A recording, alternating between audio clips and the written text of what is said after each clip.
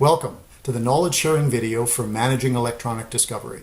I'm William McClay, and today we'll share how a lawyer manages the electronic discovery process, one of the most intrusive, time-consuming, and expensive phases of litigation. We'll focus on how to work with the client to identify and provide all relevant documents.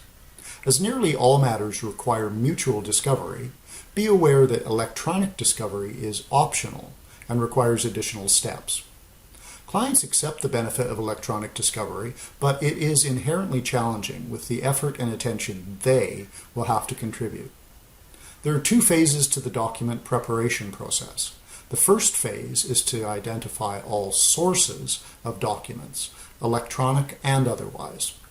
And after a discovery plan is done and agreed by all parties, the second phase is locating and producing each document. Arrange to meet with your client and the person responsible for the IT system. You must determine 5 things to proceed. 1. Descriptive fields. Only the document type field is required, and it is a description of what the document is. For example, an agreement, court document, a drawing, or a letter. There is a list available from the federal court in their default Document Management Protocol document, Schedule 8. Check for updates when the SDMP is published. Optional fields are the categories of documents. That selection adds 3 additional fields for categories, containers, and file type to be identified for each document.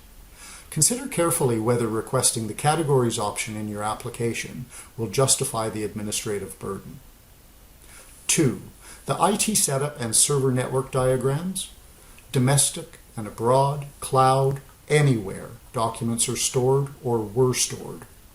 3. Identify all other sources of documents, paper filing systems, logbooks, on and on. 4. The name, email, position, and organization of everyone involved with the matter. 5. The relevant time frame, including dates of significant activities. Send the client an outline of these requirements ahead of time to help them start getting organized. Also, if practical, meet them at their site as you may see additional sources of documents they overlooked. Handwritten notes, for example. After a meeting, draft the discovery plan, including paper-based materials that will have to be searched manually. Write to the client, updating them with the discovery plan and informing them of their obligation to list all relevant documents they may become aware of, including the detrimental ones, and their duty to preserve all of the records. Review with the client the search parameters and date ranges for their feedback and confirmation. After agreement with the other party, settle the discovery plan that includes what material is to be searched and the document type and what the search parameters will be. Write to the client again with the finalized discovery plan. Remind them of their continuing obligations and duty as mentioned previously. Your application for the discovery order must specify non-standard discovery and include the discovery plan and your affidavit. Once Phase 2, document collection, is underway, engage directly with the client, but use appropriate administrative and technical resources to gather in the documents using the discovery plan as a checklist for the searches and file naming requirements.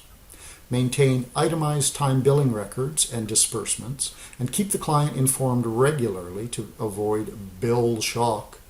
Be mindful they are continuing to operate their business during this potentially disruptive process. Beyond the mechanics of law, to really work with the client, do these 3 things. You must communicate with them when you tell them you will.